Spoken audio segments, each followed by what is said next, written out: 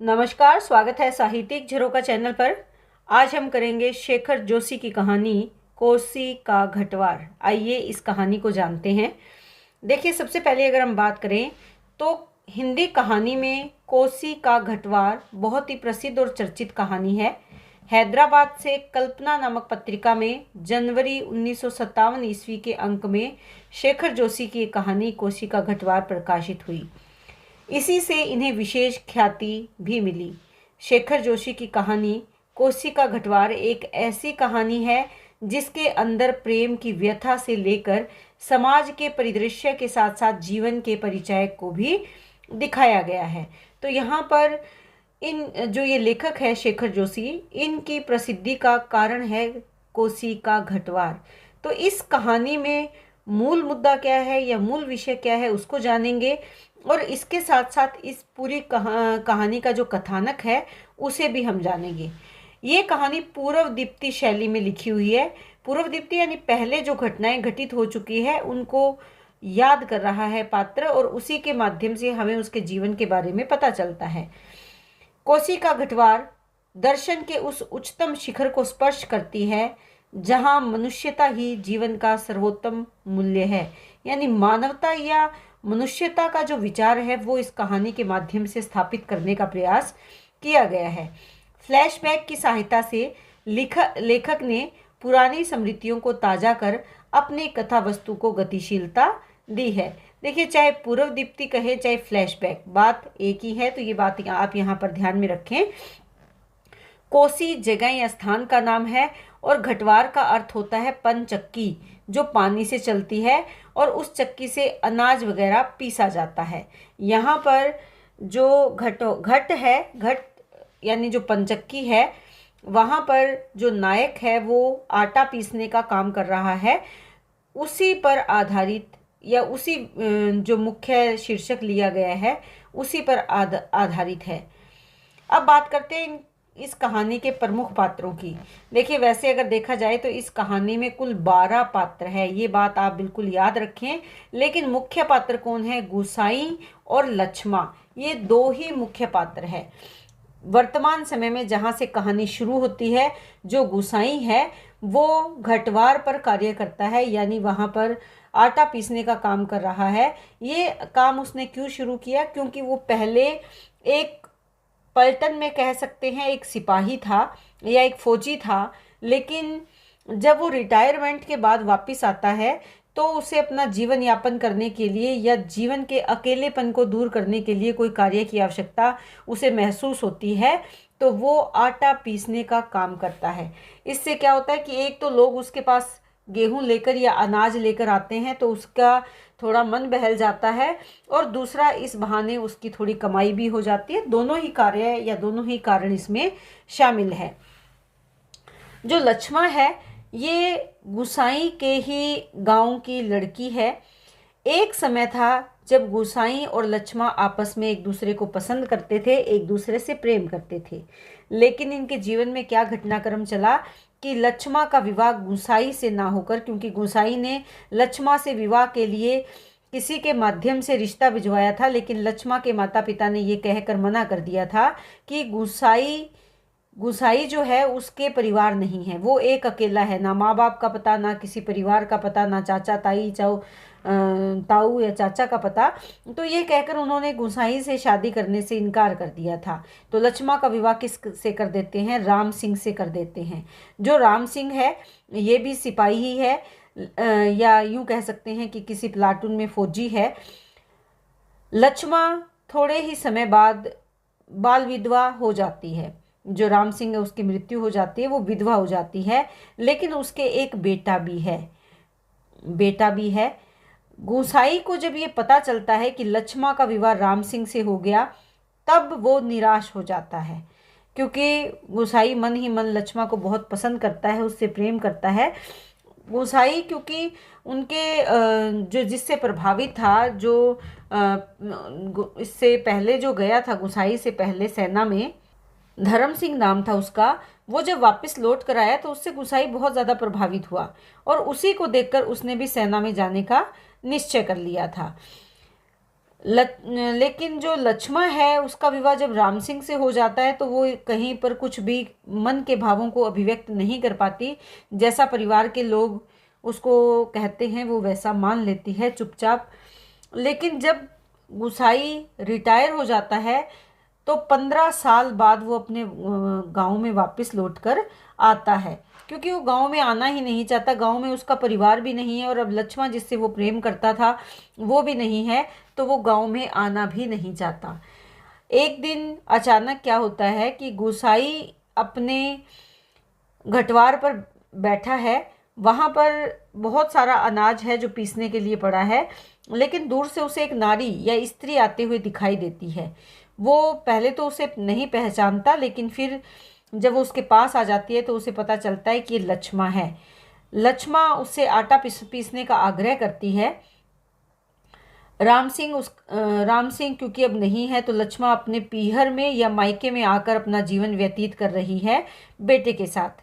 तो गुसाई लक्ष्मा का आटा पीसना स्वीकार कर लेता है। पहले वो बाकी लोगों को वापस मोड़ देता है, क्योंकि उसे वो कहता है कि मेरे पास अभी काम बहुत ज़्यादा है, अभी आटा नहीं पीसा जा सकता।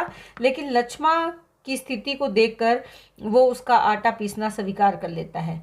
दोनों वहाँ पर अकेले हैं, बैठे हैं, आपसी बातचीत शुरू होती है। लेकिन उस बातचीत में कहीं भी जो बीता हुआ उनका जीवन था उसका बोझ नज़र नहीं आता। दोनों ही अकेलेपन के शिकार हैं, परंतु दोनों अपनी सीमा और अपनी मर्यादा में बंधे हुए हैं। तभी वहाँ पर थोड़ी देर बाद लक्ष्मा का बेटा आ जाता है, जो कि भूख से व्याकुल है, क्योंकि लक्ष्मा के घर में अनाज नहीं था, उसने रोटी नहीं पकाई थी। गुसाई को जब इस बात का अनुभव होता है तो वो बेटे के लिए, लक्ष्मा के बेटे के लिए आटा गूंदकर रोटी बनाता है। लक्ष्मा उसकी सहायता करती है और गुसाई उसके बेटे को खाने को रोटी देता है। लक्ष्मा को ये बात अच्छी तो नहीं लगती, लेकिन बेटे के चेहरे को देखकर, उसके भूखे मन को देखकर या उसके आग्रह को देखकर लक्ष्मा इस बात को स्वीकार कर लेती है और बेटे को रोटी खाने को देती है। बाद में लक्ष्मा वहाँ से चली जाती है। गुसाई उसे कुछ रुपए देने की कोशिश भी करता है कि वो अपना घर चला सके, लेकिन लक्ष्मा वो पैसे लेने से इनकार कर देती है। गोसाई उसे जाने से नहीं रोकता, ना ही वो उसके सामने कोई आग्रह करता है, ना ही अपने मनोभावों की अभिव्यक्ति करता है, ना ही बीते समय की किसी घटना का जिक्र करता है। जो लक्ष्मा है वो अपने रास्ते वापस चली जाती है आटा लेकर। लेकिन यहाँ पर गुसाई के मन का जो भाव है लक्ष्मा के प्रति, उदारता का भाव, प्रेम का भाव, वो झलकता है। कैसे? क्योंकि लक्ष्मा के पास जो अनाज था वो बहुत ज़्यादा नहीं था। गुसाई उसमें अपने हिस्से के अनाज में से पिसा हुआ आटा मिला देता है, ताकि लक्ष्मा को परेशानी ना हो, उसका जो आटा है वो ज़्यादा दिन तक चल सके। इस घटना से हमें पता चलता है कि गुसाई के मन में अभी भी लक्ष्मा के प्रति उदारता और प्रेम का भाव है। और आखिर में जब कहानी समाप्त होती है तो बिना कुछ कहे दोनों अपने अपने रास्ते चल पड़ते हैं। यहाँ पर अगर हम देखें, कहानी के आखिर में गुसाई लक्ष्मा को एक राय भी देते हैं कि तुम गंगनाथ, जो उनके देव हैं, जो उनके गांव के देवता है गंगनाथ, क्योंकि लक्ष्मा गंगनाथ की कसम खाती है कि गुसाई जैसा कहेगा मैं वैसा मानने को तैयार हूँ, उससे विवाह करना चाहती है। लेकिन उसकी वो कसम पूरी नहीं होती, क्योंकि उसका विवाह किससे हो जाता है? राम सिंह से। तो गुसाई को ये लगता है कि गंगनाथ उस पर कोप ना करें, इसीलिए उसे जो गंगनाथ है उनकी जो चढ़ावा है वो चढ़ा देना चाहिए या उनका जागरण लगा लेना चाहिए।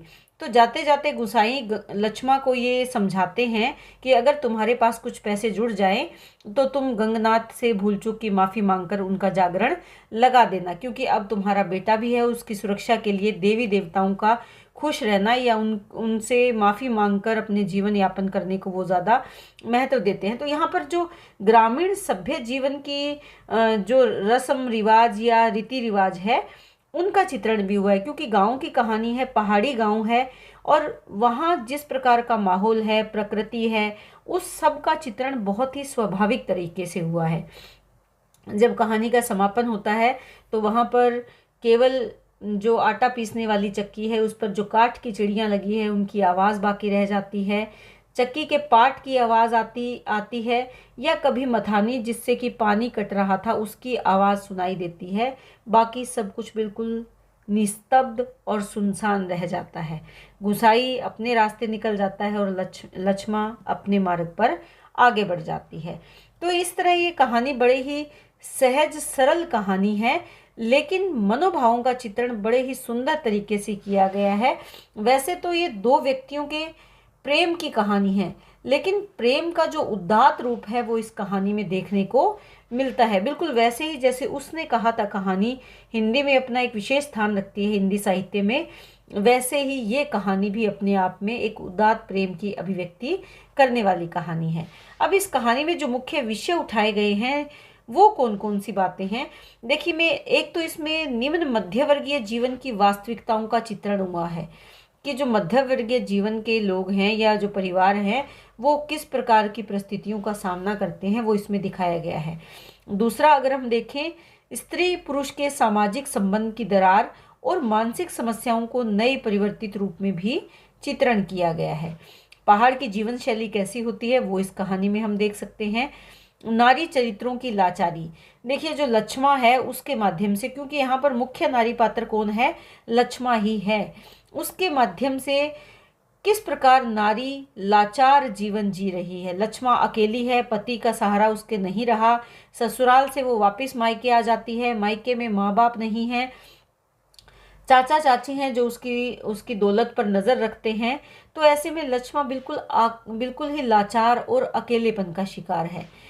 बेबसी और मुक्ति की कामना इसमें की गई है कि मानव जीवन कितना बेबस है, उससे बेबसी और अकेलेपन की मुक्ति की कामना इस कहानी में की गई है। जो हमारी बदलती हुई सामाजिक रूढ़ियां हैं उनकी जटिलताओं का भी इस कहानी के माध्यम से चित्रण किया गया है। नारी की नवीन मानसिकता को भी उजागर करती है ये कहानी। तो ये कुछ मुख्य विषय हैं, मुख्य मुद्दे हैं जो इस कहानी के माध्यम से उठाए गए हैं। कोसी का घटवार कहानी का मूल उत्स क्या है कि गोसाई और लक्ष्मा किसी समय प्रेमी थे, प्रेमी अब भी हैं, लेकिन कहानी यह दिखाती है कि अब वे अपनी भावनाओं को चाह कर भी उस रूप में प्रकट नहीं कर सकते। दोनों एक दूसरे के प्रारब्ध पर विस्मित है, यानी उनकी किस्मत में जो लिखा है उस पर वो हैरान है, मगर दोनों परंपरागत नैतिकता से बंधे हुए हैं जिसकी वे रक्षा भी करते हैं। नैतिकता यानी दोनों अपनी मर्यादा को जानते हैं और उसकी वो रक्षा भी करते हैं।